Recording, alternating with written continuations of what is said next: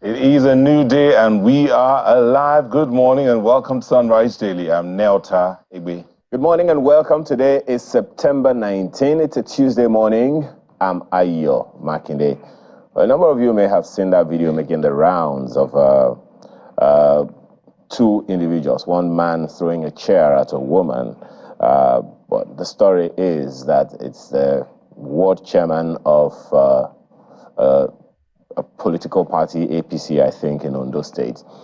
Well, the news now, the latest of it, is that the chairman has been suspended because, according to the chairman of the state chairman of the party, they do not tolerate any indiscipline, particularly such attacks on women.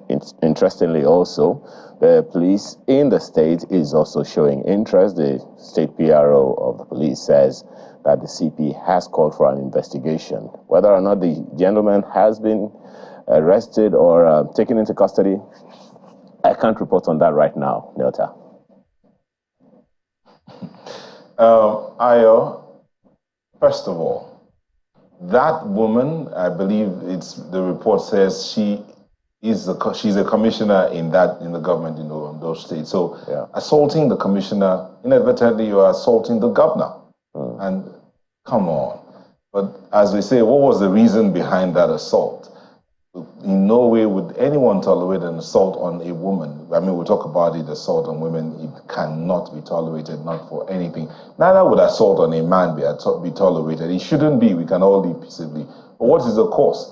I mean, in growing up, we used to use this phrase I said, "Nawa for Wayek." So maybe we'll just say now for palliative. Is it palliative that's causing this wahala? What can be done to ensure that these kind of things do not repeat themselves?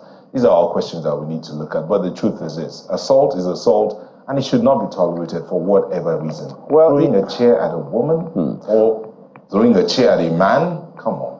Well, you know, be peaceably, can't we? I think the interesting. Yeah, my apologies, Nelta. I think the interesting thing is that the woman actually went there to ensure that the palliatives are distributed as and when it should be done. Perhaps the entitlement mentality of some individuals, because they are the ruling party in the state, or they are just some influence in the state. Those are the things that I think should also be addressed in the same wave as this one that is being. It should not be allowed to lie low. Should not just be swept under the carpet. No. It should be addressed head on, because it must not happen again. This is Nigeria, and it's the 20-whatever century right now. Indeed, this is Nigeria. We'll take a moment and we'll come back and look at what the papers are saying. There's some other kind of assault that's going on that some will be asking, what are we doing? Are we here for service? But we'll be back in a moment to look at what the papers are saying. Don't go away.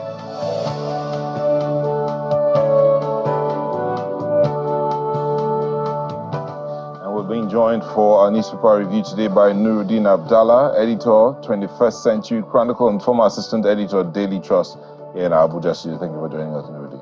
Good morning. Thank you. So we'll start off real quick with the New Telegraph, and they have that story. Remember, yesterday we brought you the news of the meeting between the federal government and Nigeria Labour Congress, but see what they lead with. FG NLC meeting ends in deadlock, agree to continue talks. Maybe the key phrase there is agree to continue talks. The writer, only concrete solutions to palliatives, wage award, NURT crisis will avert strike. What do you think? We hope that there will be amicable resolution of the problem between the party, the Labour and the federal government. But the way things are going, you know, the Labour demands are not so, they are ambiguous. I mean, what they are demanding is 200,000 minimum wage for workers. As you know, workers constitute less than 10% of the 220 million population. Are enough? And the other things, the federal government has to reduce or have to improve the standard of living. That's too generic. Let's deal with the specifics. If not, like it happened during the Buhari's administration, you know, NLC will lose its bite, you know, nobody will take it serious again. So that is my my take. So improving the living conditions of the people, what areas do you think they should be asking for? Transportation, power, security? Yes, specifics. You understand. We're talking about the transportation sector. 2 months ago, there was a report that some CNG compressed buses will be deployed. I don't see them in Abuja. I don't know whether they're in Lagos or any of the state capitals. What has changed? Well, Lagos State government has deployed its own, and then the rail and all that. So maybe if the federal government keys into all of that, things will look a bit different. But let's move on real quick and look at another story that's making the round here. Unremitted revenue hits 9.85 billion naira. That's coming from NATI, and says 80% of financial liabilities owed by NNPCL. FIRS recovered 4 trillion naira outstanding tax liability from NNPCL, says NAMI, as new chair targets 18% tax to GDP in 3 years. So 9.85 billion owed the federal government. That's coming from NATI, and the bulk of it is owed by NNPCL. Oh, that's a big problem. And I don't know. NNPC has been commercialized with the signing of the PIA. Where is this money? Maybe the President Tinubu administration needs to look into this thing. Left to me, let's go for outright privatization. Nigeria has the highest stake in LNG. We don't manage it. We can have the stakes, allow others to manage it, not to appoint politicians and friends and family members of politicians. Do it. I think maybe that's the way out. We can get value for our money if we outrightly privatize an NPC. We can all. But it's already been privatized. Commercialized. Okay. The Ministry of Finance is still, and you appoint those in the Ministry of Finance. Politicians are still there. Let it be run like business. You are not appointing people who read social studies, Islamic or religious or Christian studies. You be at the NNPC. Or in places whereby you need only 100 people, you employ 500 or 1,000. That doesn't happen in LNG, for instance, which is being managed professionally by non-government management. Yeah.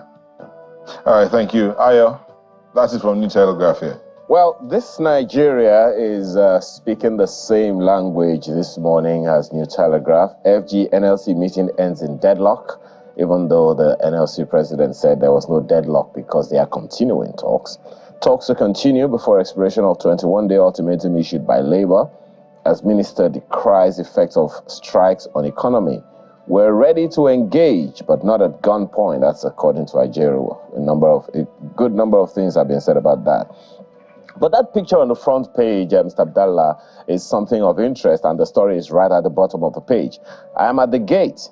It is padlocked inside and outside.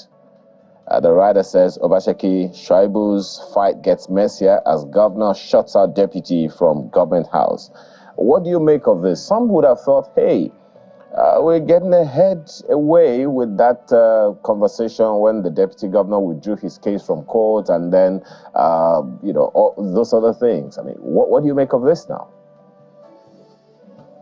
No, I think it's unfortunate that 24 years after our return to democracy, we are still meeting things like this, you understand.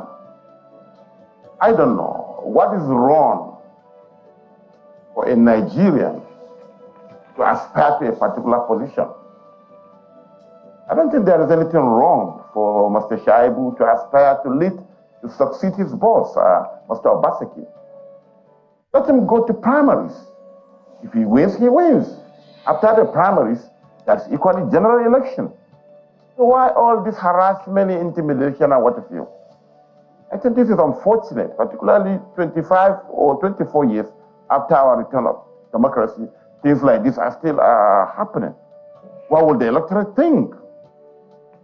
And who knows? We have instances whereby people who are being harassed, intimidated by their bosses, end up being elected. So what happened to Obaseki? If eventually Mr. Shaibu becomes governor of the state, it shouldn't be a do or die affair. There are some of these instances in some states and what have you. And another thing that particularly the Edo governor should know, there is no guarantee that the person you want to succeed you will be the one to protect you after leaving office. We saw what happened in Abia, for instance, in 2007. Mr. Oji Kalu brought Mr. Theodoji. What happened later? Less than a year after Theodoji emerged as the governor of Abia State, he sent away Mr. Oji Kalu from the PPP. He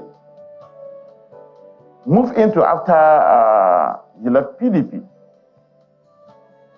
And so on and so forth. There are so many instances. We saw what happened in Kano between Ganduje and Konkoso in 2015. So the mistake most of our politicians are making, and they refuse to learn from history of this, it is not your anointed candidate that will protect you. In fact, what do you bother about who takes over from you? Do your bit and move on. But actually, it's most unfortunate that the man has been moved to an incompleted building. Well, I guess he came to the government house, elected deputy governor. Yeah, Mr. Abdallah, I guess we'll have to wait. We'll have to wait for other updates on that one, because the plot thickens and it gets more interesting by the day. But look at other stories on the front page of this Nigerian newspaper. It says, FCT's Operation Sweep arrests 400 persons, impounds 50 vehicles in Abuja. And another one says, democracy without food on table, a breeding ground for what will consume us. That's according to the president. Which of them interests you, and what do you have to say about either? Take the Abuja story, for instance. We have seen some, can I call it development, you know. If you are in Abuja, particularly in the last 8 years of the Buhari administration, the capital city has been turned into something else. You know. And park refuse, you know, darkness everywhere. Almost most of the key areas in the city center become hub for criminals and what have you. At the central area, you can be mobbed in the evening or what have you. But with what the present administration is doing, and particularly the person that was deployed to man the federal capital, we have seen some changes. Some illegal markets, for instance, where all manner of things are happening, have been demolished. Some shanties in the central part of the city have been taken care of. So some of the unscrupulous elements have been taken away from the central city. So in the couple of months, you know, we see a very safer federal capital where you can move without somebody stopping you to rob you of your belongings, your phones, and whatever. So I think it's a very good development that things like this are happening. Indeed, let's move on to the Vanguard newspaper, and this is what they lead with, that story of the Nigerian revenue crisis with huge public debt. Says FG spending 96% of revenue on debt servicing, unsustainable. 8.5 trillion now collected by mid-September, says immediate past FIRS chair, Nami. I'll see this one. The impeachment plot, why some senators are after Akpabio. So how's that to you? That plot that was in the media a couple of days back about what to remove the president of the Senate? I think it's too early. Yes.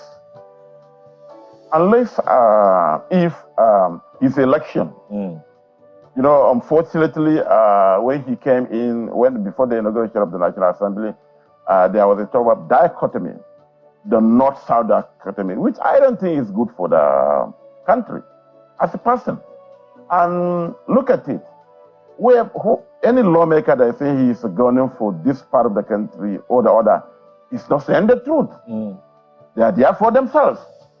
When the Senate president was sharing prayers through their emails, did any of the senators from either the North, South, or what have you complained? East or West, no. Nobody complained. They received the prayers gleefully.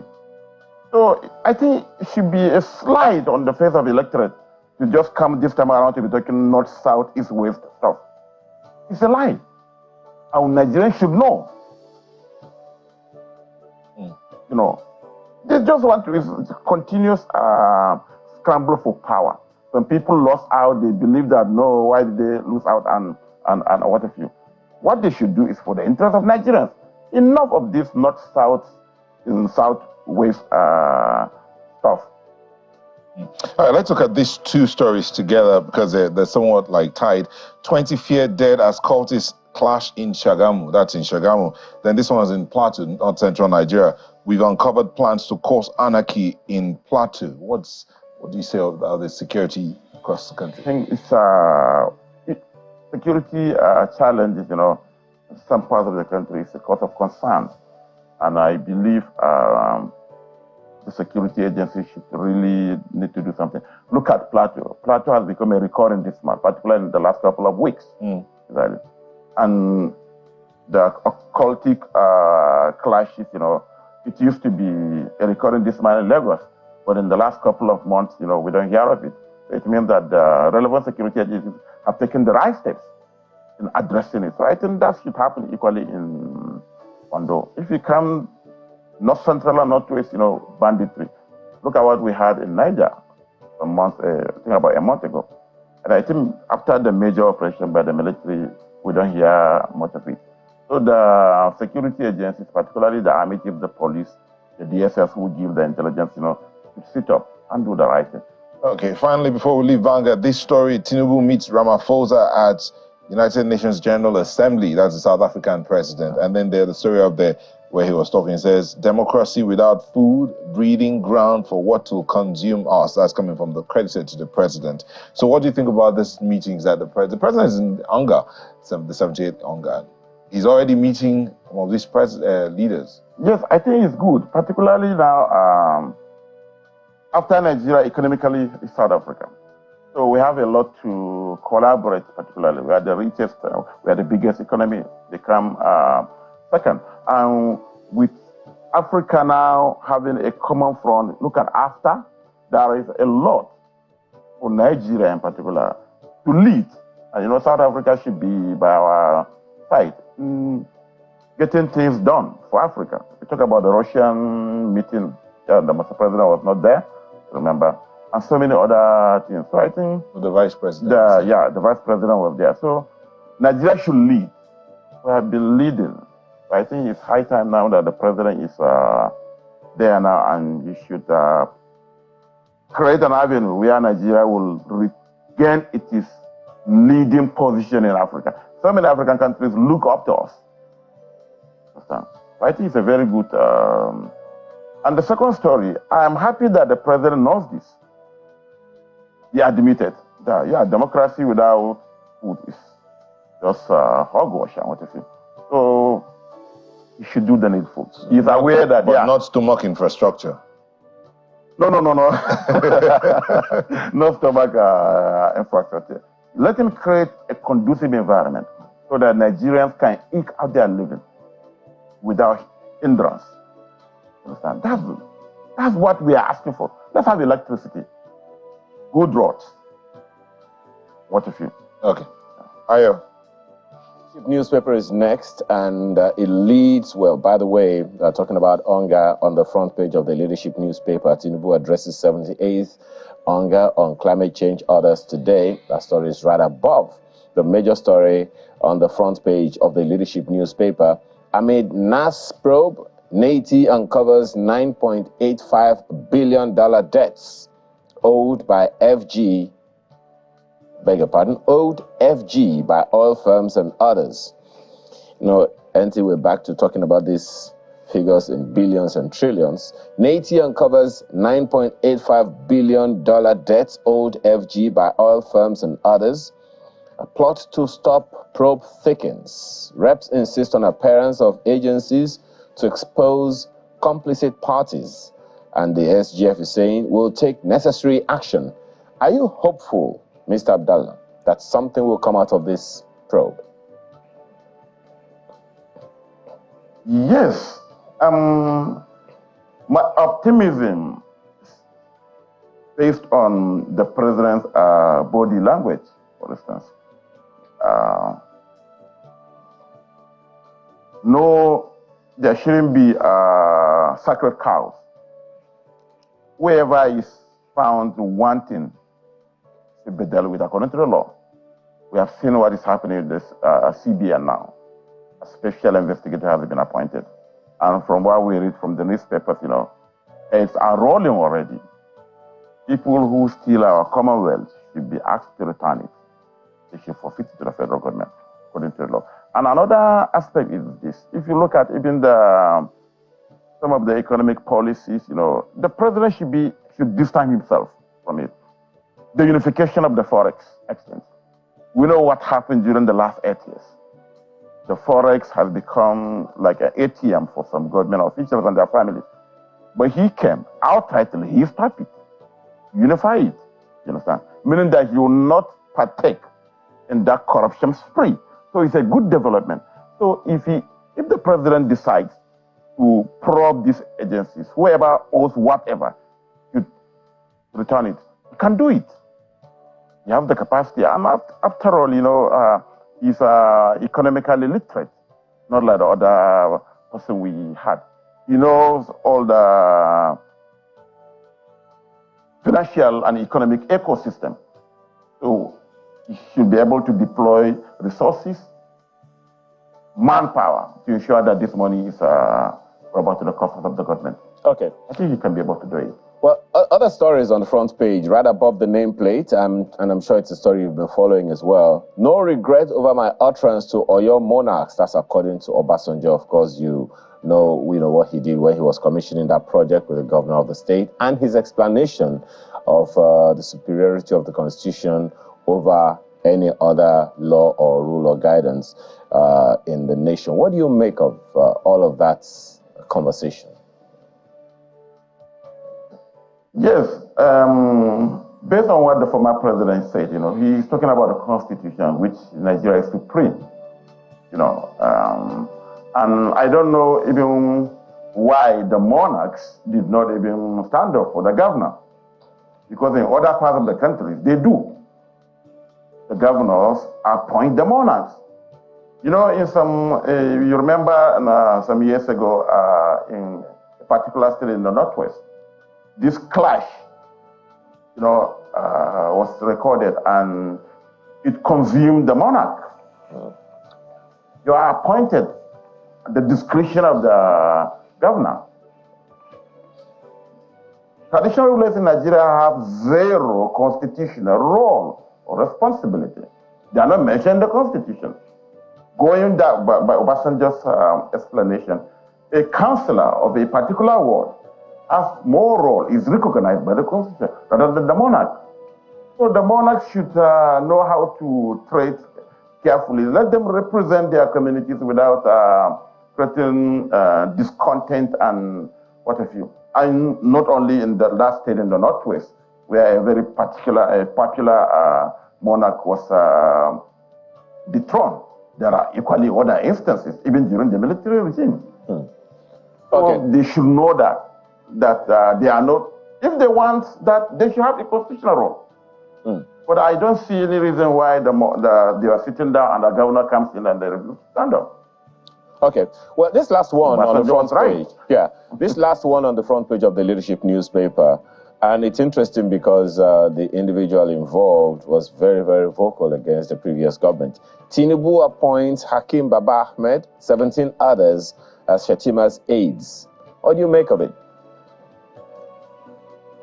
Yeah, it was surprising politically, particularly bearing in mind who Dr. Hakim is. You know, he's a vocal opponent of the administration some couple of weeks ago. But on the other hand, I think maybe President Tinubu is trying to form a government inclusivity, you know. Hakim, there is no doubt, he's a very intelligent, he's an intellectual, you know, and a very credentialed technocrat. So he's bringing a lot to the table maybe the president is now trying to appoint the best, irrespective of their political leanings. And again, another thing is this, that at least now, there won't be this opposition, if you read his columns, you know, and I don't know what happens to the Northern Elders Forum now. They have lost a vocal... Well, I don't think his appointment would affect.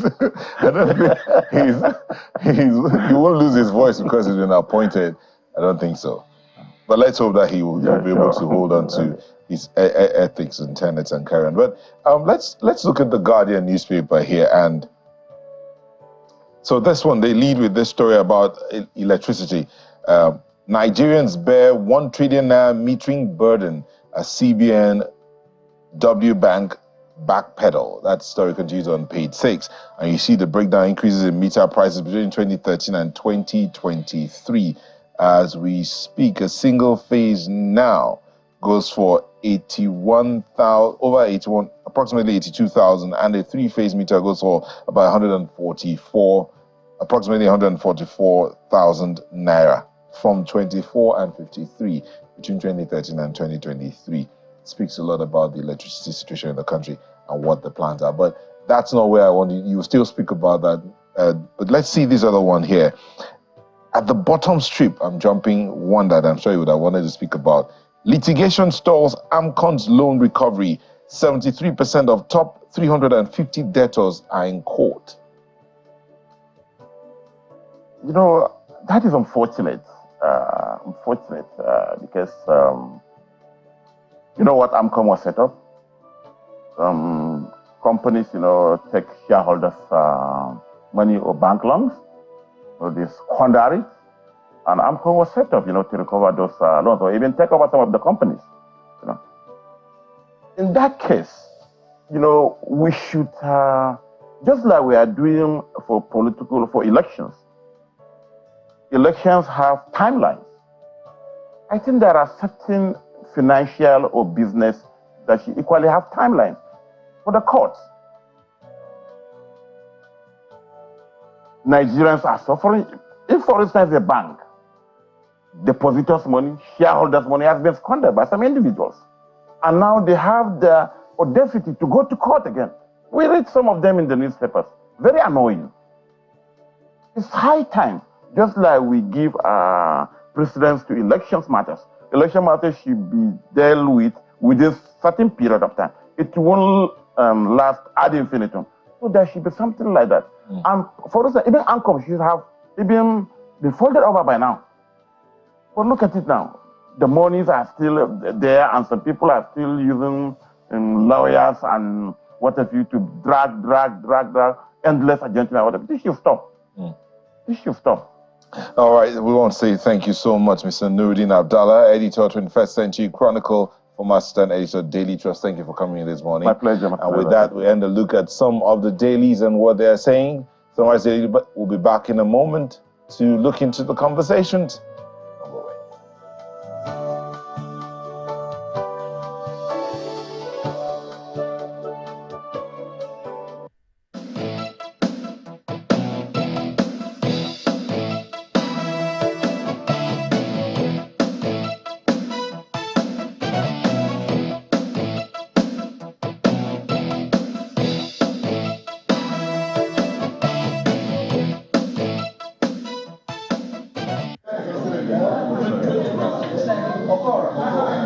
The president of Nigerian Labour Congress, Mr. Joe Ajero, is leading other members of the Labour Union to this meeting with the Minister of Labour and Employment. The two ministers of Labour and directors in the ministry are all attending this meeting, which aims to resolve the disagreements between the federal government and the NLC and prevent the impending indefinite strike. Before the meeting enters into a closed session, the Minister of Labour appeals to the leaders of the NLC to strike a balance that reflects the current economic realities of the country. We acknowledge the valid grievances that have fueled the recent labour crisis, and we are committed to addressing them in a just and equitable manner. We must also recognize the economic realities that confront us As we address the concerns of our workforce, we must be mindful of striking a balance. However, the president of the Nigerian Labour Congress appears not to have faith in this meeting, as he says he is attending with mixed feelings owing to the failure of previous meetings to address their demands. We came with mixed feelings on whether it will work or not, because we have had so many meetings from beyond this level. Mr. Ajero also speaks on the crisis rocking the Nigerian Union of Road Transport Workers. We raised the second issue of the version of the office of the National Union of Road Transport Workers. So under your watch, a trade union office has been violated. Police invaded it and removed the elected officers of that trade union office. They went ahead and killed somebody. As we talk now, those people are behind bars, the president and general secretary of the union. What are we negotiating? Even on that point alone, our strike action will move ahead with it. The meeting proceeds into a closed-door session, after which both the minister and the NLC president briefed journalists. Our meeting was very robust, and we had a very, very fruitful meeting. But at the end of the day, many of those items that we left are still for consideration, and before the final agreement, or what I would call discussions. You can see that there's no agreement on any or no implementation. There's no CNG anywhere. The refineries are not working. Wage award, transfer, there are also issues. So those are issues we believe that between now and the next few days, when the ultimatum will expire, that something will happen. This meeting with the NLC is the first since the Nigerian Labour Congress suspended a 2-day warning strike last month. A similar meeting held 2 weeks ago was only attended by members of the Trade Union Congress, TUC. As this meeting ends, there is no resolution as to whether or not the proposed indefinite strike by the NLC will still hold.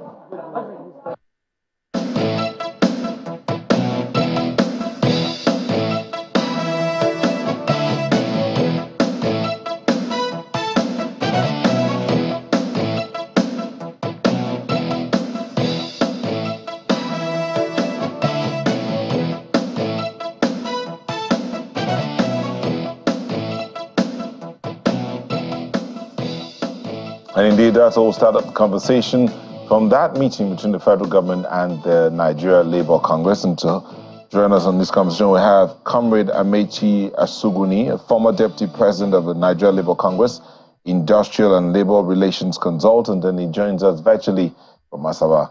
Mr. Asuguni, thank you for joining us. Good morning, brother. You're welcome. Welcome too. That meeting between the federal government and the Nigeria Labour Congress, the position of Labour right now, that everything must be resolved. I mean, the president was saying that, as you can see, there are no agreements. Is that a position Labour should be taking at this point in time? You know, agreement is supposed not to be a position. Agreement is mutual. And where there is no agreement on any subject, a party is free to tell the public that there is no agreement. I think that's what NLC is telling its members, that up to yesterday, there is no concrete offer from the federal government referring to the MOU they entered, referring to all the actions that have been established. Don't forget, NLC first registered 1-day warning protest. It graduated to 2 days warning strike. And all of these were measures to letting federal government know that members are not happy. And it's 4 months counting, if my record is not wrong. And if you watch, negotiation in this manner is not like a negotiation that is done in a very calm atmosphere. When a policy is actually bringing agitation, the method of approach to it strategically must be given due attention. And I think, you know, because it's a new government, they are not giving key attention to this very matter. That is what I'm actually suspecting.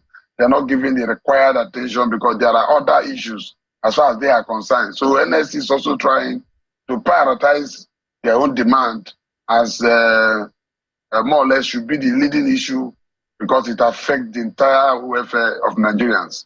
So that's where they are because... Okay, so if I may come in here, yes, the NLC is trying to prioritize the demands, but going on strike, is that the best option? I mean, we have already some comments coming in that NLC's position is not tenable, considering the economic situation, and as you have already stated, the multiplicity of things on the table of the government that they have to deal with. Yes, the question about tenability is about the subject matter. If NLC is requesting for refineries to work in Nigeria, that is the best request any country will wish for a country like Nigeria. The question now is, how would government approach NLC in resolving these challenges? Don't forget, I remember a few months ago, about a month ago, the essay to President of Media was almost going ahead to announce the minimum wage rate to Nigerians. Most of those steps were not necessary. And therefore, NLC is also waiting for Mr. President to proactively take some steps. You know, if I were government, you don't wait for a meeting before some of these things are discussed. Discussion should be like informing NLC of what you have planned to do. And NLC is now being asked to give federal government time to achieving that which has been offered on the table. But whereby they continue to dialogue as nothing is offered, that is when Labour begin to sense insincerity. So when anybody claims that NLC position is unattainable, the question is, the person may not even know the position of NLC because there's nobody that will say request for refinery or guiding your palliative to meet the intention is unreasonable. Don't forget, federal government has moved this palliative to the state. Some of money that has been given to state to offer palliative to Nigerians. That is how government should operate. But how well is managing this palliative? So, what is the monitoring strength? Sorry, Mr. Asupani, if the palliative distribution has been moved to the state, as many would say it should be, why is the Labour Congress not looking at the states? Why are they not meeting with the Nigeria Governors Forum, for instance, to say, what you're doing, you're taking time? Why are they running back to the federal government that had already said 5 billion has been given to each state, has been promised to each state, 2 billion has already gone forward? Shouldn't the NLC be sitting with the Governors Forum to say, what are you doing with what has been given? Why go back to the federal government? NLC is an institution known to defending Nigerian workers' welfare. And don't forget, labor issues are centrally discussed. And the only centrality to labor issues is federal government. NLC did not give money to state government. Federal government did so. And therefore, when NLC engaged federal government in turn engaged the governors. We are also having our state NLC chapters who eventually will engage governors, but they cannot determine the procedure for palliative distribution. So if in the beginning, on releasing those palliative, they should go with guide. Don't forget, this is the same method that affected us with CBN change of currency. You didn't give the enabled guideline for palliative to be distributed. Now it has been distributed. If they wrongly applied it now, we will come back to complain. That time money is gone already. So are we going to raise another 5 billion? The palliative should be seen to solving problem, not to empower people that are empowered.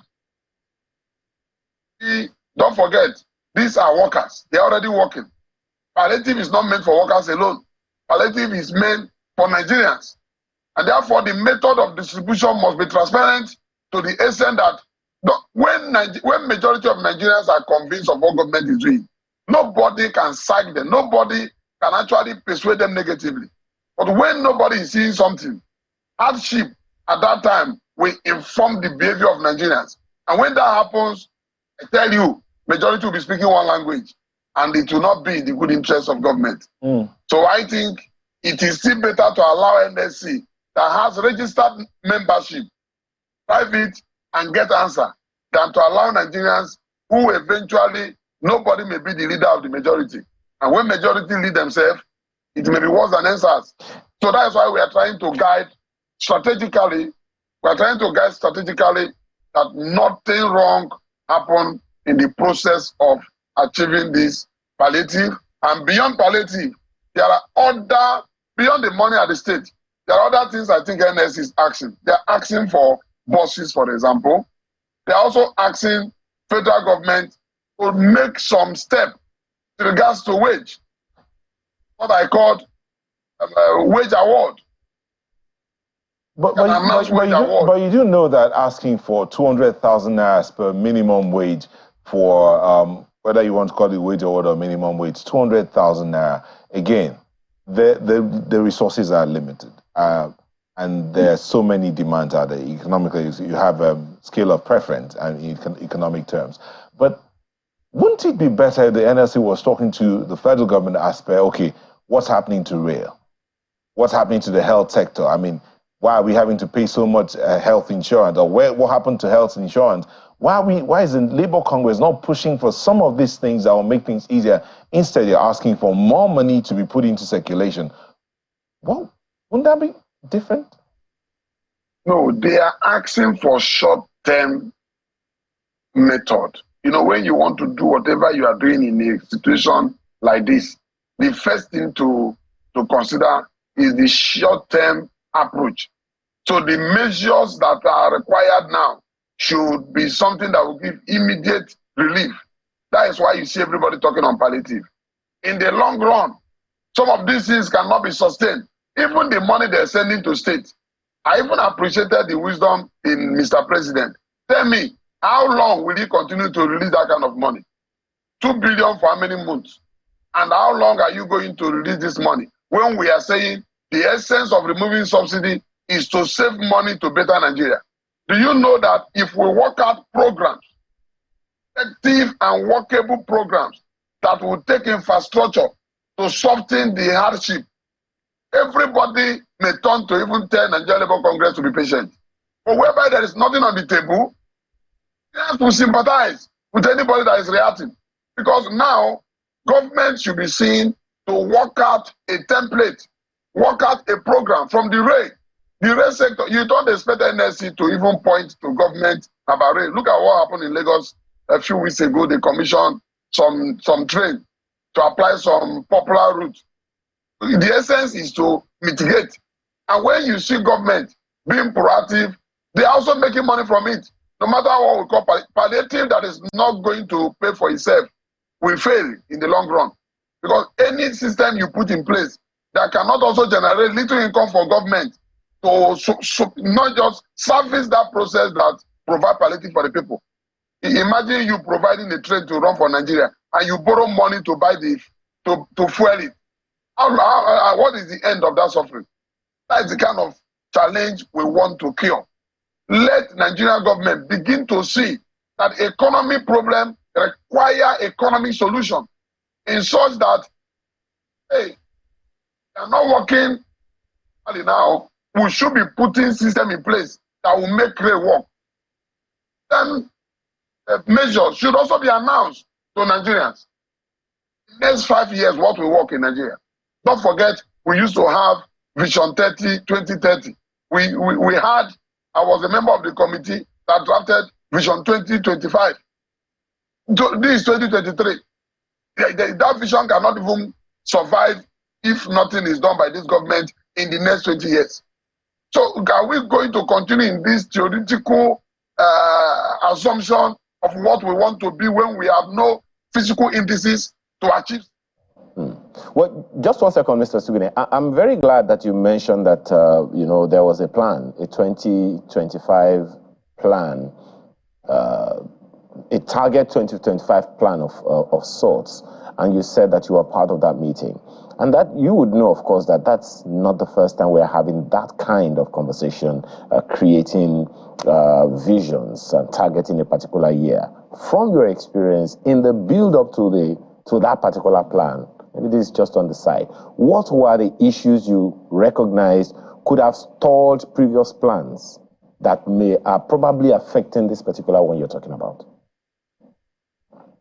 The plans, if I get you right, some of the things I saw that are hindrance to Nigerian achieving their targeted goal has been inconsistency with policy, has also been that we don't know how to continue from one government to the other. Every politician wants to register his popularity, and that alone kills vision. We should be having agenda for Nigeria, not agenda for Mr. President.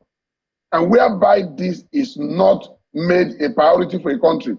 Do you know that we are supposed to legitimize the agenda goal of Nigeria to the extent that irrespective of the political party that wins the election, drives Nigeria to that very corridor?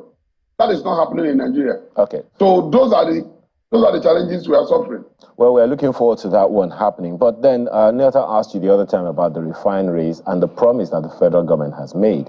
But then there is also that response that came from former President Olusegun Obasanjo, who said the refineries will never work because, according to him, when he tried to engage some oil majors in the country, they refused to run the refineries because, according to him, what they told him was that there is too much corruption in refineries.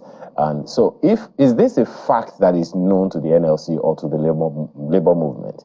Because if this fact is known, it would seem like the labor movement is aware that the refineries will never work, but just wants to hold the government by the jugular.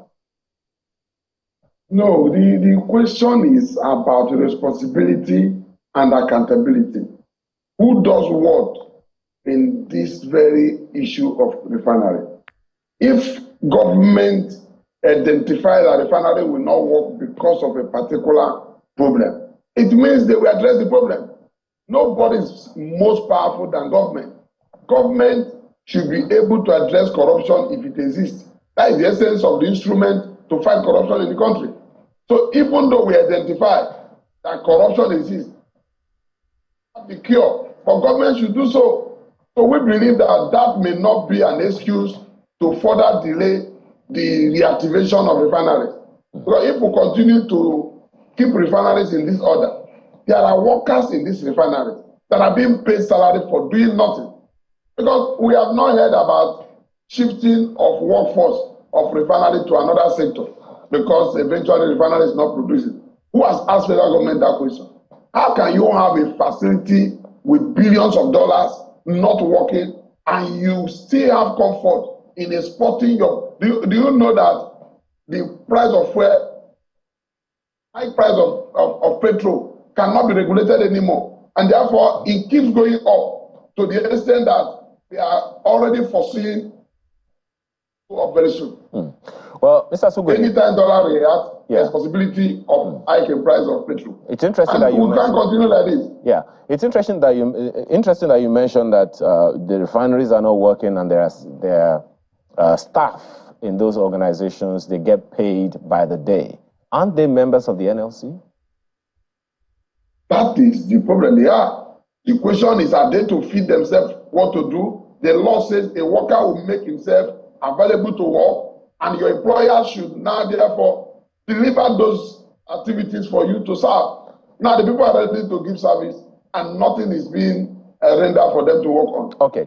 Suppose what would they do? On the same issue, suppose the federal government decides to privatize those refineries. Will there be a pushback from labor? Because there are those who would remember that there's been that pushback before.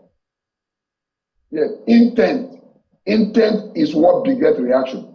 If you want to privatize refinery, what are the examples where you have privatized earlier before, and it succeeded? The fear of federal government failure in privatization has made labor to always resist. Look at what is happening to power sector.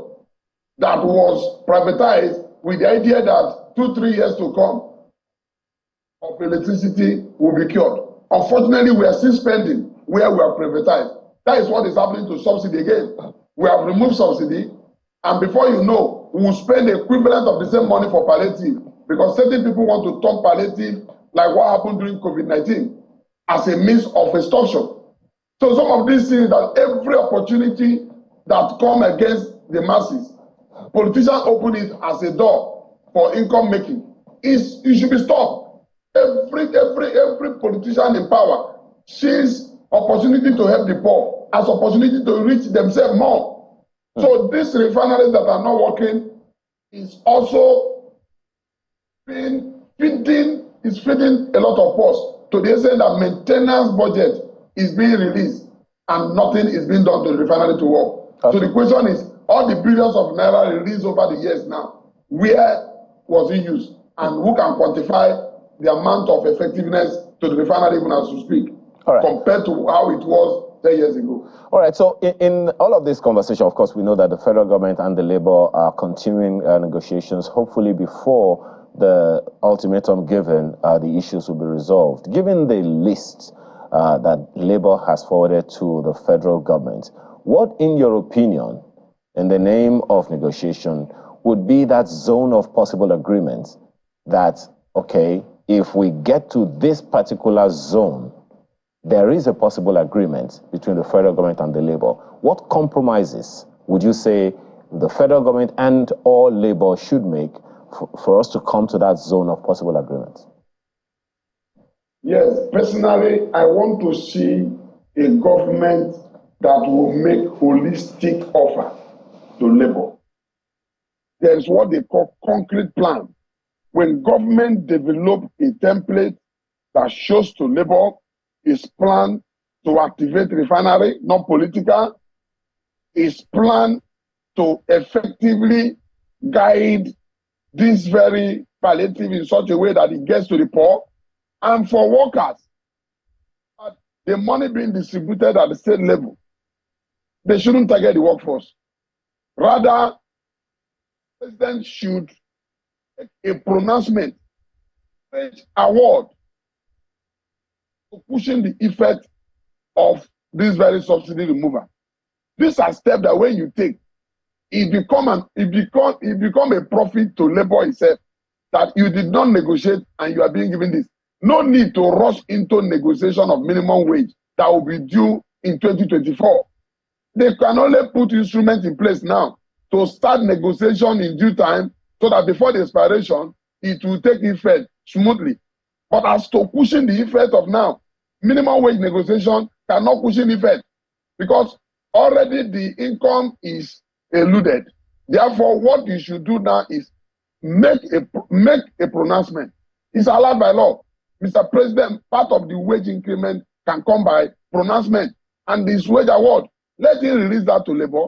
Let them design a template that shows ABC plan of federal government agenda to curing the hardship caused by subsidy removal. This is not the only subject matter we should be addressing in Nigeria. Subsidy removal should not be an agenda for federal government for 1 year. Rather, they should put instruments in place to cure this very menace and move forward to address another important sector of the economy. Otherwise, we'll continue to deliberate on this matter, and then Nigeria will lose focus on the true governance. And I don't think Mr. President came into power only to be talking about subsidy with Labour. The essence of telling Nigeria that subsidy is removed is to tell Nigeria what he wants to do to resolving the challenge in which subsidy in the first place was put in place. That is to make refineries work. May come in here, Mr. Suguni.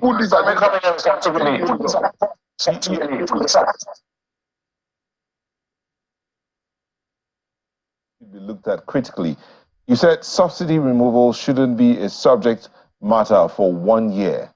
But what do you expect the government to do when at every point, at every turn on the road, one group or the other is coming up to say, you've removed subsidy, you must do this, or we will shut down, or we will down tools. What do you expect government to do? Nothing is being done. That is why you see majority opinion telling you you must do something because you've not done anything. By the time you start doing that which is right to making refinery work, people will be asking about report based on your effort. But why this focus on making the refineries work?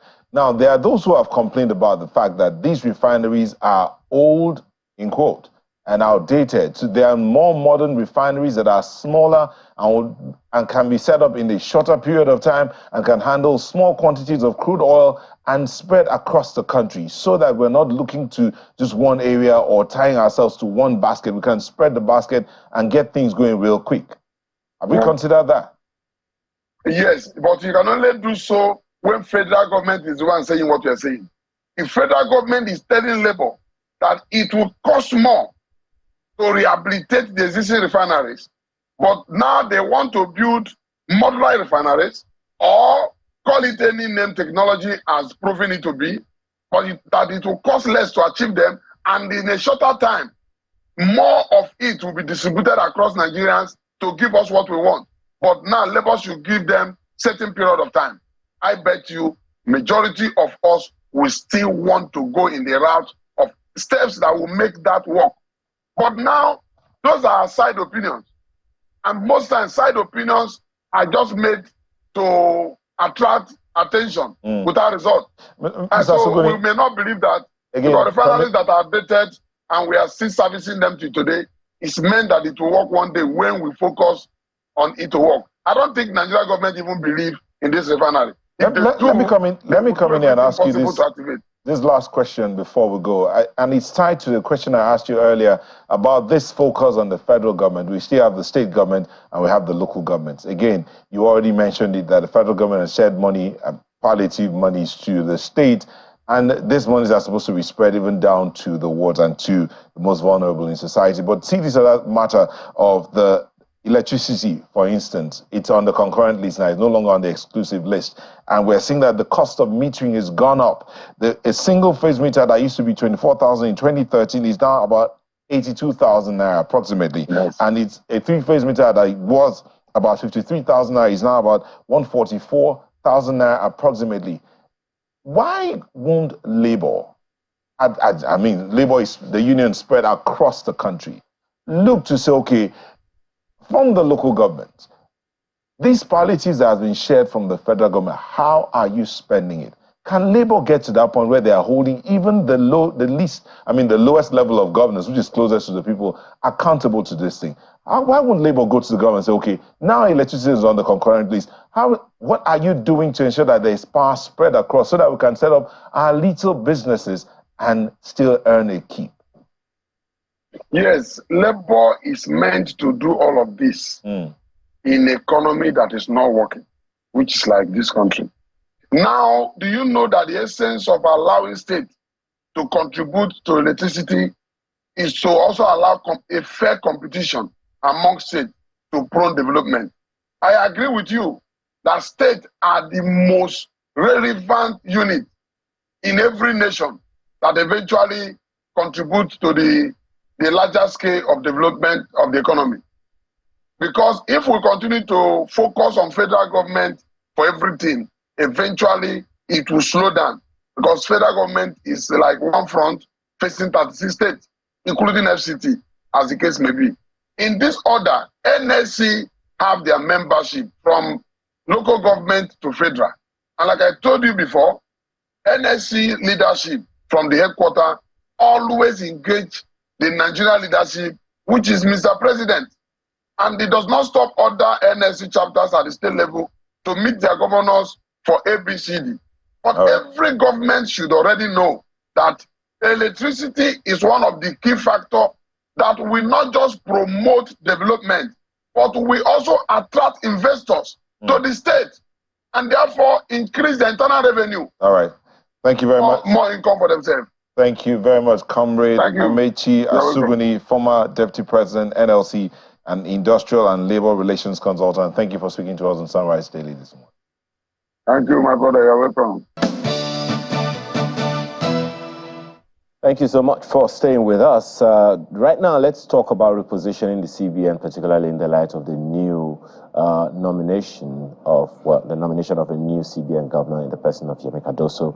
But then we have two gentlemen to discuss this conversation with us this morning. Adeyemi Adeniji is here with us in the studio. He's MD and CEO of Starling Global and Ideal Limited. Thank you so much for joining us today. Thank you. Good morning. We also have Dr. Boniface Chizia, who is an economist. He joins us virtually from Lagos. Thank you for joining us, Dr. Chizia. For having me. All right. Let me begin with you, Dr. Chizia. So this is where we are now.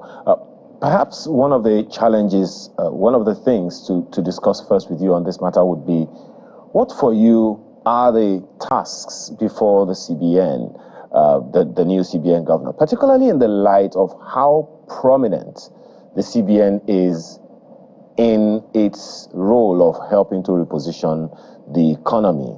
How significant is the CBN? How influential will whatever policies from the CBN be in the light of what is going on? How impactful will the role of the CBN governor be in ensuring that micro, small, and medium enterprises get a new lease of life?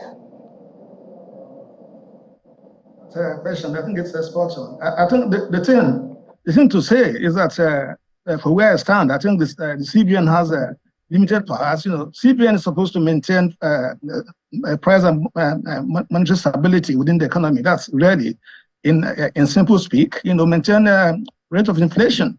If you go beyond that, there's very little that you can do. They play within the user monetary supply, to do this. So they manipulate interest rates and so on to make people not borrow, make it expensive for them to borrow, or they would. So they use it to. That's essentially what they can do. So to a large extent, there's so much hype.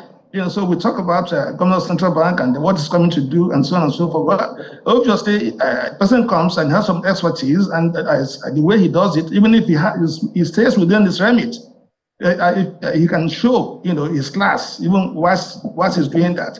But we tend to exaggerate. I think the CBN, yes, is important, but CBN essentially controls money supply.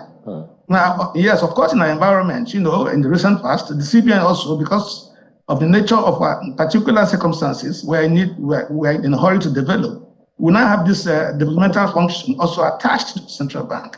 And so you find the anchor borrowers program, and you find that banks are being urged to dedicate a certain percentage of their facility lending into the small scale enterprises, and then you are being directed to at the rates you're going to charge and so on. That's not the common function of the central bank.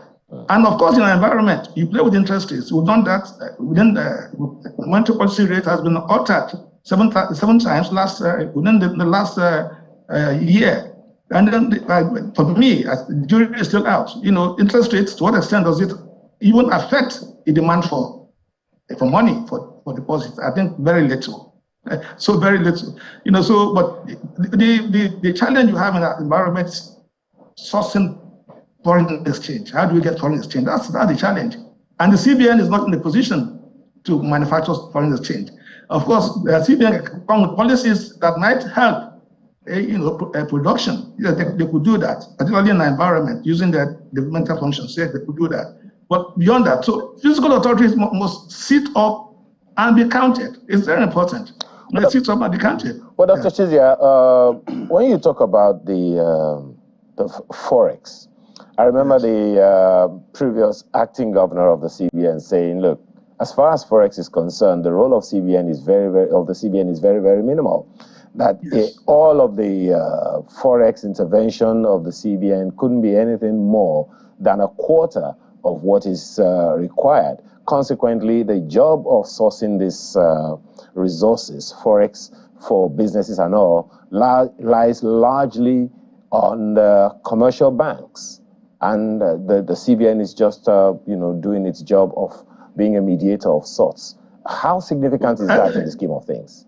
No, well, I think that even saying that it's a live commercial banks is like, not saying it the way it is, as far as I'm concerned. Commercial banks, they will facilitate. They have customers, customers who export and so on. They would make it attractive for them to export, put policies in place that make them to come and deposit their monies with commercial banks. But but beyond that, they don't have anything to do. I think we have to get up and make sure get our acts right. We have to we have to this. So the major foreign exchange earner in this environment is crude petroleum. What I'm glad is that the daily production is coming up. So about 1.6 the last time I checked. So if we sell, that's a major source. We can also do diaspora. The only way you can manage foreign exchange in this environment is to increase supply. If you can't increase supply, then manage demand. And for us to manage demand, for instance, we have something that's a low-hanging fruit as far as I'm concerned. We have Dangote refinery. Nigeria has, we're told, we have, is it 10% or 20% of that? So why can't we, hasten, the startup? It's been commissioned, so we've been taking down a fairy tale work. I've been told it's been commissioned, but it's not common stream. Today here it's going to start today. Then here it's going to be, the next day. Let's focus and do that. All right, we'll come back to the issue of forex and the rest of that. But let me excuse me. Let me bring you in, Mr. Tiniji. So here we are. A good number of people are hopeful that the new CBN governor is going to do some significant thing. But let me begin by asking you this. Every time there is a new sheriff in town, so to speak, our moods change. Our moods were kind of, hopeful and all of those things. One of the questions that normally comes to me is, how strong then would the institution be if our eyes are always on the head of the institution and not the institutional framework that is supposed to uphold the system itself? You just hit the nail on the head. Our major problems has been strengthening the institutions. Almost all our institutions are almost dead. The last one standing was CBN, and it also died recently. My only advice to whoever is coming in, the newly appointed CBN governor, is to bring back that place to what it's supposed to be. CBN needs to be an institution that should be beyond an individual. It should be an institution that people should look at, do its job, monetary policy. The interventions of CBN in the last 8-10 years has been a big problem. And what I mean is this: when you see an institution like CBN bringing policies that somersaults, then becomes a problem. Because those policies were not well thought out, and they bring in those policies, it doesn't work, they look for another one. It made so many people to lose confidence in that institution, and that is what you can see. It's very apparent now. Once you remember in the past, when the CBN governor comes out and says something, you see the direction everybody will go. That's what they call body language. And when that thing doesn't work, it becomes a problem. For example, sometimes about 2-3 years ago, CBN said, yes, we want to sell forward FX to businesses. Everybody put their naira and gave on trust to CBN. Up to today, I'm not sure whether some of them have gotten their money. So that is what is fueling the crisis of FX. Because Nigerians have lost confidence in that institution. And that has been a very serious problem. The incoming governor needs to do a lot of work. One, to bring back the confidence of the people, to have policies that are well thought out, and engage the practitioners. When you are going to make policies, sit down with people, ask them questions, they will advise. And I'm very sure you have a lot of Nigerians who are very brilliant, who knows what they are doing, who can assist in getting this thing back to what it's supposed to be. Now, there's something that you said about the independence of the CBN. Mm-hmm. That is interesting, excuse me, because in the previous administration, we found a situation where the CBN demonstrated its independence in a way that it did not have any conversation or defer to the Minister of Finance of the day, to the extent that the Minister of Finance at the time was saying, look, this initiative or this policy of the CBN. I have no idea what they're talking about. I don't know what it means, and consequently, I am not a party to it. Stuff like that. Do you see that kind of thing happening again? How do we ensure that the entire finance industry in Nigeria is one and focused in one direction and not singing from different hymn sheets? Well, the solution is to come from the members of the House of Rep and the Parliament, both the two houses. They need to formulate a policy for CBN. What I mean is this: you have an institution that should be guided by Nigerian laws, not an individual taking a decision. When you have an opening for any individual who becomes absolutely powerful, what do you expect? Honestly, at times, I wonder whether CBN is under the Ministry of Finance or the CBN controls the economy, not only both the physical and monetary policies at one point. And there are so many things we have read about monetary policies and what the role of CBN should be, but that is on paper. So I think most of the time, our legal framework, constitutional rules should give, this is what a CBN governor should do. There should be checks and balances. As we have checks and balances on the president, that the president cannot be absolutely in control of everything.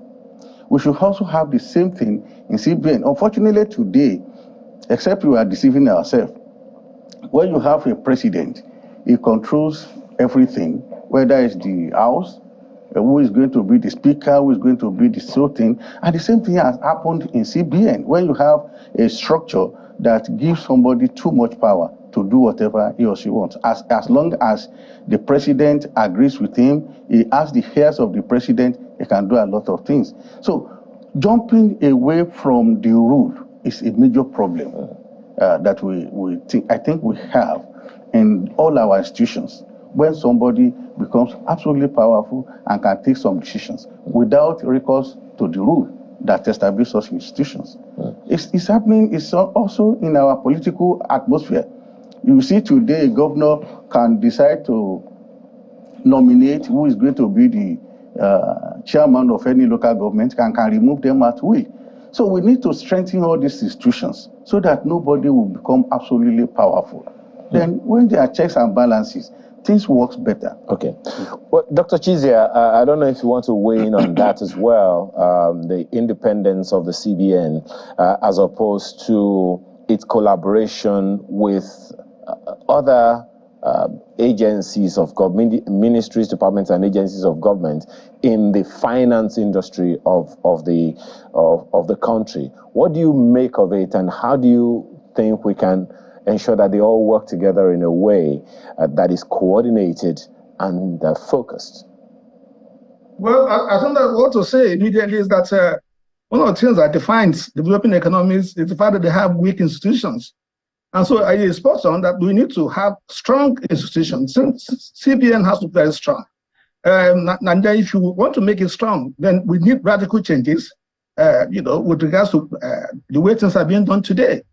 Even to nominate somebody who's going to be the incoming governor of the central bank, I think we should take it off the hands of the president. It shouldn't. I don't know. Maybe we can have maybe a board or something like that who nominates. Because you see, when you have the president nominates the governor of the central bank and is going to work with the president, how independent is he going to be? What extent is he going to be? Have the gumption to say to the president, no, we're not going to do this. So it doesn't happen. So when you're talking of independence of central bank has to be independent. Independent is, well, of course, to the extent that the instrument it decides to select, to use in implementing policies, it's independent. But if you can do that in such a way that the governor of central bank is not afraid of the president. I'm not saying that it's not totally, but I'll be able to stand up and say, Mr. President, we can't go this way. Had a situation whereby the central bank is trying to restrict money supply, and then the fiscal authorities are, they go on a spree, with a budget deficit. So they're injecting money into the system willy-nilly. So you are going to have issues. The governor of the central bank does not report to the Minister of Finance. He doesn't ordinarily. He reports directly to the president. The governor of the central bank is a very strong institution. In fact, when you look at the economy of Nigeria, of any economy, it's monetary and physical. So it's strong. He doesn't have to go. I mean, there would be an arrangement, whereby they could meet and exchange ideas. I mean, I would subscribe, to the idea that if the central bank wants to introduce some radical policies, that would affect everybody, then there should be a committee where they will meet, the finance, central bank, somebody from the presidency or the vice president who has supposed to head the economic team, and then a development of minds. And so that the central bank doesn't just drop policies that's going to hurt everybody. You take what's happened during the last regime, when we have currency redesign, for instance, is something that should have been tabled and discussed, because it has far-reaching implications. So you cannot tie somebody's hands at his back and throw him in the ring and expect him to be an effective fighter. Okay. So, yeah. Interestingly, Dr. Chizia, the independence of the CBN that you have mentioned is no doubt guaranteed by the CBN Act.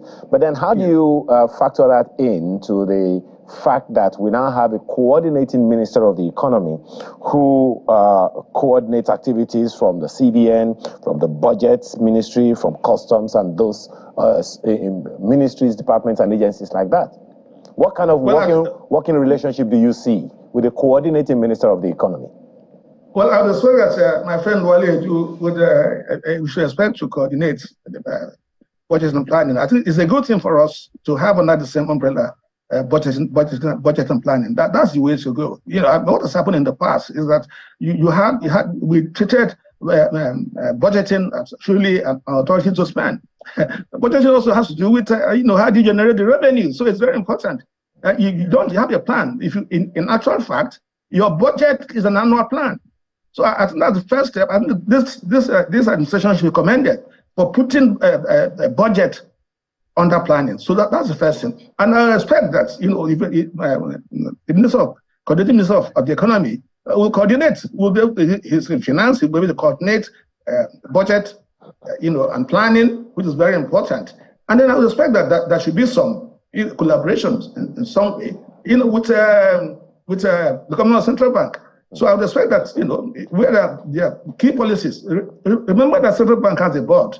Central Bank has also the board of governors also within the system that drives the thing. And I did make the point earlier that Central Bank, one of the things they must have instruments autonomy. They cannot be totally independent, because afterwards on policy issues they have to take a bearing from what the way the president wants to go. They have to take a bearing. The president is one person in the economy, so they have to do that. So there won't be issues if you have a opening of minds. If you have what you have here today, where you have a man that has just come, a man that has just nominated as incoming governor of Central Bank, Cardoso, and what they do, they were all together, at the state level, in 1999 when the president was the governor. So they know themselves very well. They were in banking and so on. So when you have that sort of situation, I wouldn't expect that there be any issues with working together. That's the hope, Dr. Chizia, and it goes back to the issue Mr. Adeniji mentioned the other time about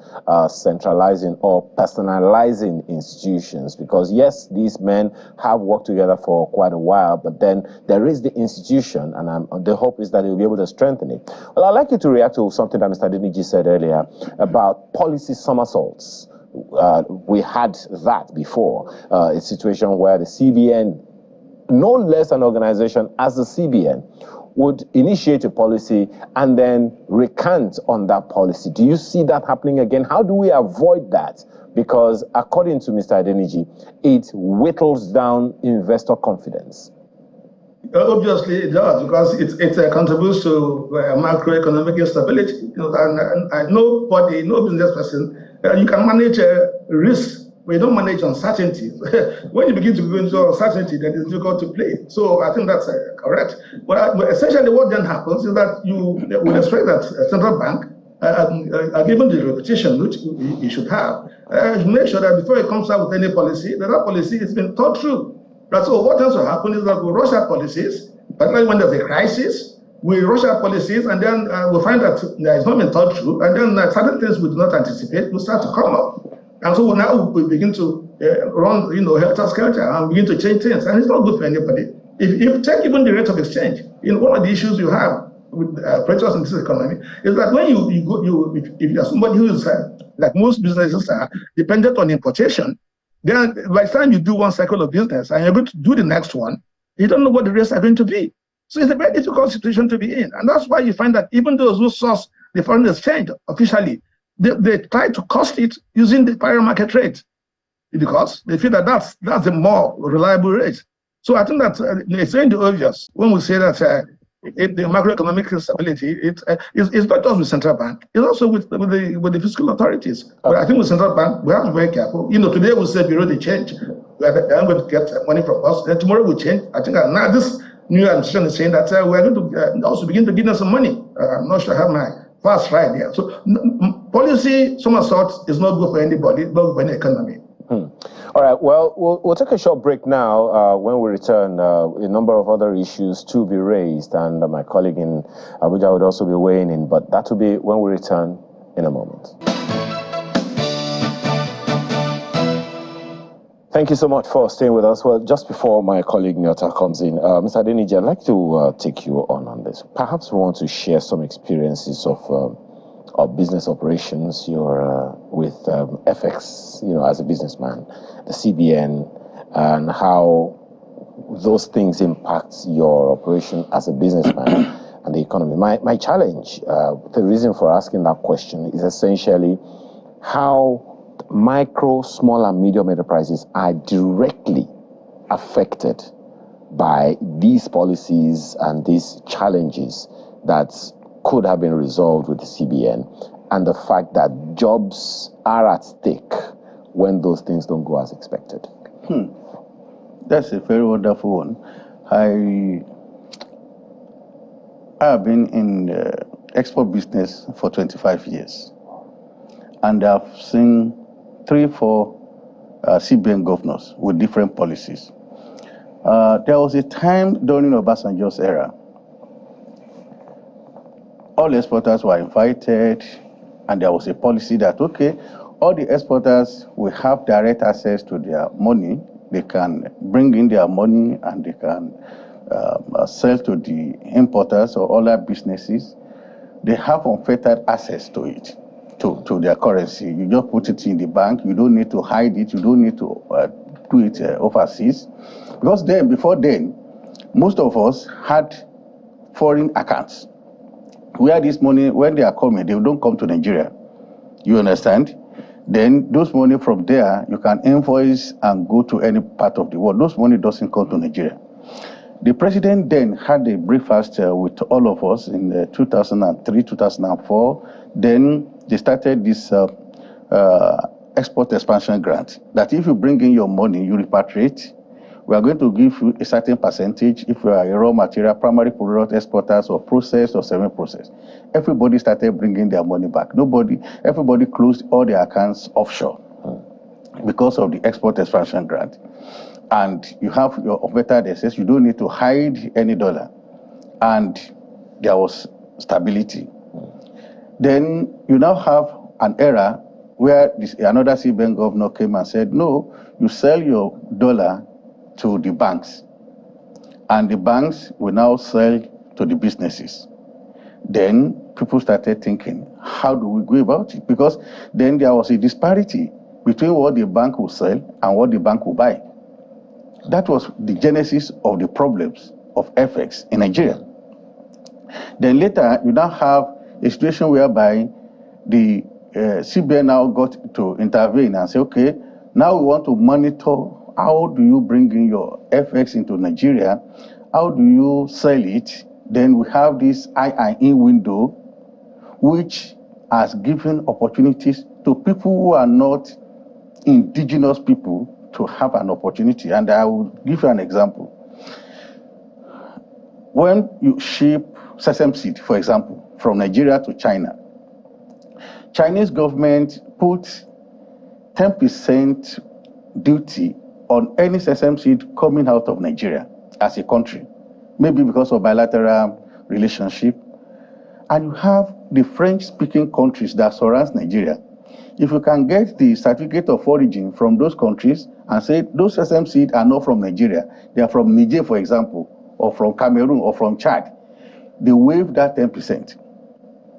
Then, so many people who have other businesses in Dubai, they will get the certificate of origin as China, as Niger or Chad. The export, they won't pay the 10% duty, and the country of origin of that particular sesame seed is not Nigeria again. Therefore, CBN cannot even monitor where the money goes. So you see, that's why the policies can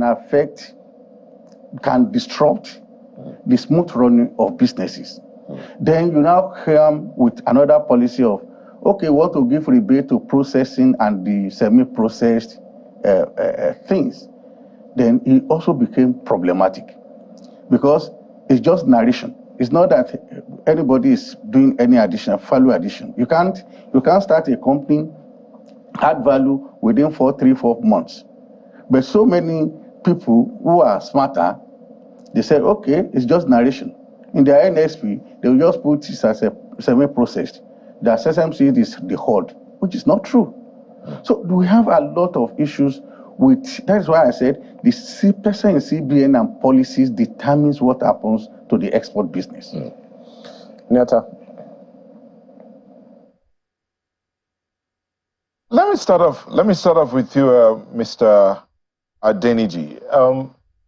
You've been in that business for, you said, 25 years, and you've had to experience some things based on the decisions of the Central Bank of Nigeria, as the case may be. What would you think would change should the man at the helm of affairs in the Central Bank be an economist? Do you think that would change the way policies are put out there? Well, the certificate somebody holds doesn't determine the way you behave. We are human beings first before you are an economist or a scientist or anything. The most important thing is we need to have a process and procedures. If we don't have, we are going to be marching on the same spot.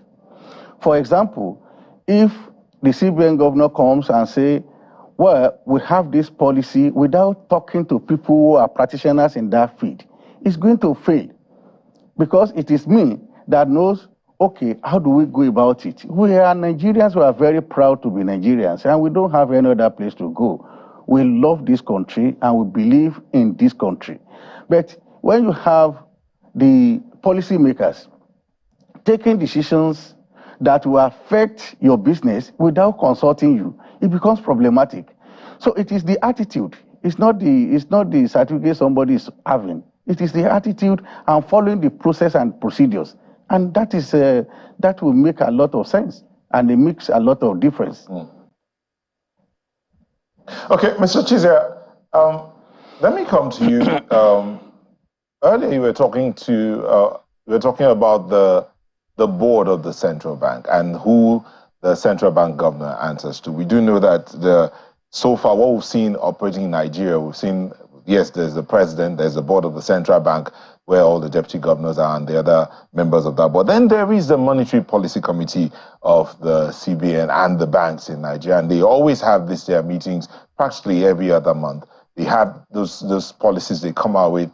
One would want to think, based on what Mr. Adeniji has said, the processes, one would think that when the monetary policy sits down and has that conversation, it is passed on to the central bank board and the board ratifies it, then it's taken up to the president for final approval.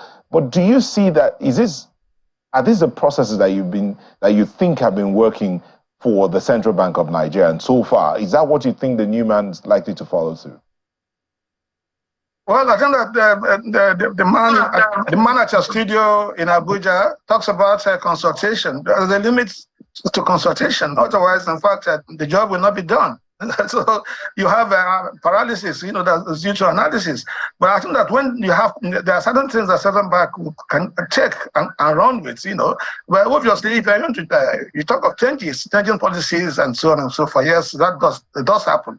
And sometimes it happens at such a rate that it's disruptive. It's not good for business. But, at the end of the day, we must think outside the box to say to ourselves, the challenge we have in this economy is that we've not been able to get the fundamentals right. That's the challenge. We have to get the fundamentals right. You can't have an economy where, for instance, I give an example, you have it's crude exporter, a petroleum product, crude products in the world, and you don't refine it. You don't do that. So, and then you keep on importing. You export the crude and then you import the refined thing, and so the fundamentals are wrong. So we need to address that. And so most of the problems you have with inconsistencies, and also with us as a people, the values we bring to the table is an issue. Central bank puts a policy on ground, and people begin to punch us. We tend to get smart. We tend to get clever. We want to beat the system. As you are moving, they are moving 2 steps ahead of you. And so central banks always, doing a rear guide fight, to, make sure that it's on top of this business. So those are challenges. Now, the new guy that's coming in the structures idea is not going to change. It's going to have a monetary policy committee. He has his board of central bank and so on. So yeah, he can't change them. Those, if you like, those institutional structures, they are statutorily, so you can't change them. But it seems that maybe he might find a way to work better those policies. But I don't know the day. We need to earn more dollars. It's very important. So in earning more dollars, I do know that working with the independence again of the central bank and how it works with the executive, how the government at hand. So the government's supposed to handle the fiscal side while the central bank looks at the monetary policy. And there are those who have argued that that has been the major problem. Yes, looking at the fundamentals, I say we're not dealing with. Yes, we have crude, but we're not refining the crude. And of course, we will not earn as much as we should, knowing that the barrel of crude, approximately about $80 thereabout. I don't know the exact figure, but then by the time you finish refining, you could earn as much as $2,000 from that same barrel. So if that is not done, if the fundamentals are not handled, we would have a problem. Agreed. But the question of monetary policy as against fiscal policy, that has been one of the major challenges Nigeria has had. What should the new governor be looking at? How can we get that position sorted out real quick? Because we all know, and you have also said this thing, what the policy of the CBN is would immensely impact businessmen and indeed the economy of Nigeria. So how can we get that impasse resolved once and for all, where monetary policy is what it should be, taking care of all the fundamentals and the fiscal policy? And yes, you have two good friends, as you said, who are handling these two positions right now. How can they work together? Well, but I think that, like I said earlier on, maybe one has to, we might have to try and create a platform, with a formal platform within the system where they would meet. Remember during the immediate past, we had issues where Minister of Finance, Central Bank came with policies, fundamental policies, for instance, the currency redesign, and the Minister of Finance openly did disclaim that she wasn't aware. So one would expect that's not the right way to go. That's there's going to be a major policy change like that. The example I've just cited. There'll be a forum where this will be aired formally. So before the central bank goes to the nation to announce such a major policy shift, it doesn't just tell the president, but there should be a presentation in-house where people are carried along. And so, it doesn't paint a very good picture, for the Minister of Finance, to go out there and they begin to disclaim a policy, to announce publicly that this currency redesign, I just had it when it was announced, to the public. So I think that those are things that we will need to correct. And if you can do it formally, then, like I said, the fact that people have relationships, they can come together once in a while, over tea, and then, consult themselves informally. I said, these are things we are thinking. There's nothing wrong with Governor of Central Bank picking the brain of Wale, and then, to say this is what we are thinking. What's your take on it? So we have a common, all of us have a common project, which is Nigeria. And so we were all stakeholders. And then all those who are ministers today, they must know that we can't go forward in a confused manner. That isn't sending the right signals. Like the gentleman, Shido had just said, business people are hurting, because people are confused. They don't know what is happening. So you put this policy and then you're not following it through, and then you are a midstream. Sometimes we change because we've not done what we expected, what we should have done, ab initio. So those are challenges. But I would not think that the governor, central bank, or there should be another formal forum where they should consult. As I said earlier on, it's not the practice anywhere that the governor, central bank should report to the Minister of Finance. It's not done so. But there must be a forum where it's not reporting, but where they will meet and then exchange ideas. And this is what we're trying to do. Now, what's your take on it? It's nothing wrong with that. So we expect that going forward, that more consultation. Okay, but before we get back to Mr. Adedeji, let me stay with you, Mr. Chizia. What you said, you talked about the redesigned currency. We do know that there was a court judgment that ruled. There was a judgment that said that both designs of the currency must stay until, I think, sometime about December. Some decision has to be taken, and December is around the corner. What would you advise that should happen now? Well, I think that the politics trumped everything. If you take that currency redesign, there was a purpose to it.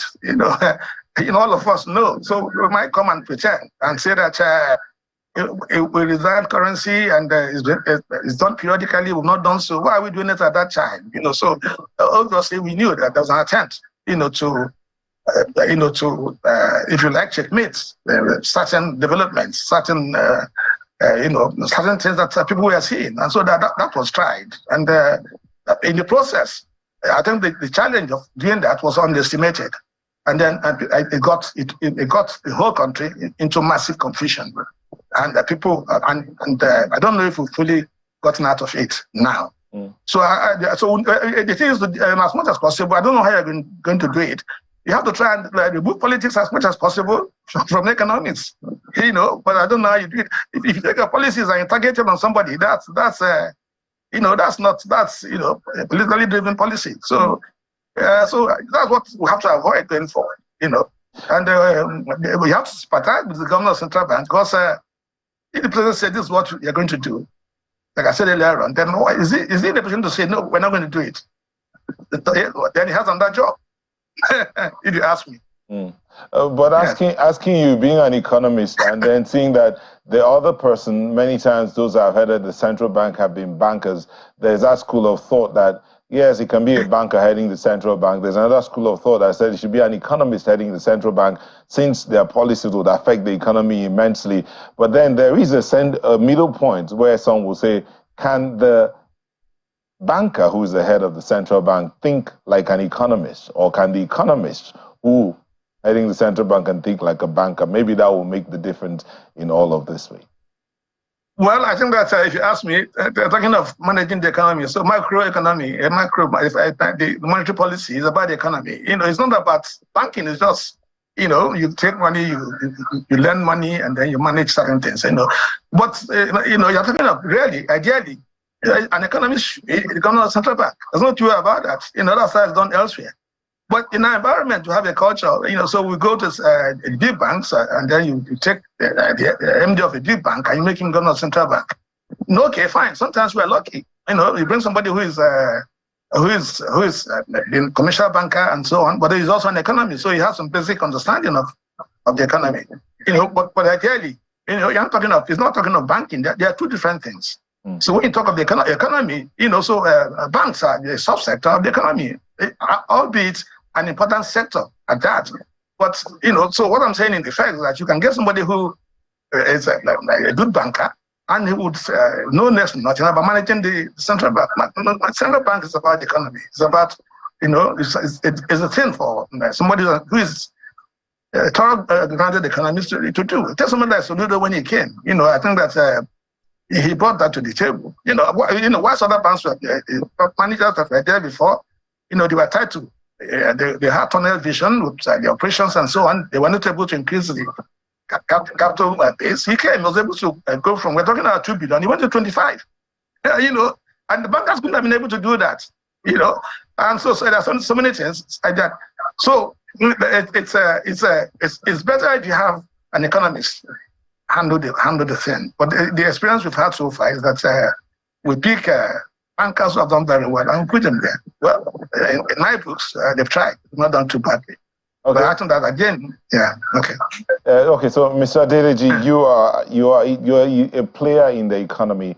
Again, you've been there for a while, and decisions taken so far haven't really done good by you, so to speak, you and your colleagues. But Mr. Chizia said something about the value chain of whatever it is you're doing. You being in the cocoa business, have you thought about what it would take to move away from there, where you begin to gain get the benefits from the cocoa value chain, not just enough to plant, harvest, and export, but the processing side of things? What would you think the government or the central bank governor and his team should be looking at to ensure that the cocoa farmers and those who grow this product here begin to get the benefits from the value chain of the things that they've been involved in? Well, I think we have a lot of opportunities in this country.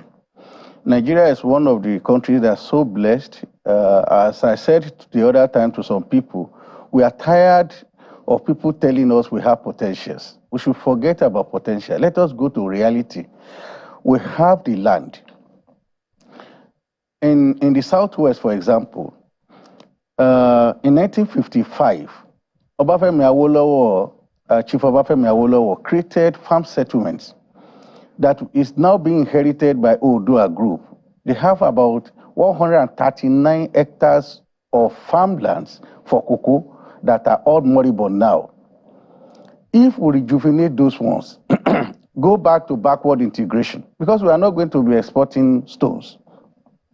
Then, after this backward integration, we have the availability of raw materials.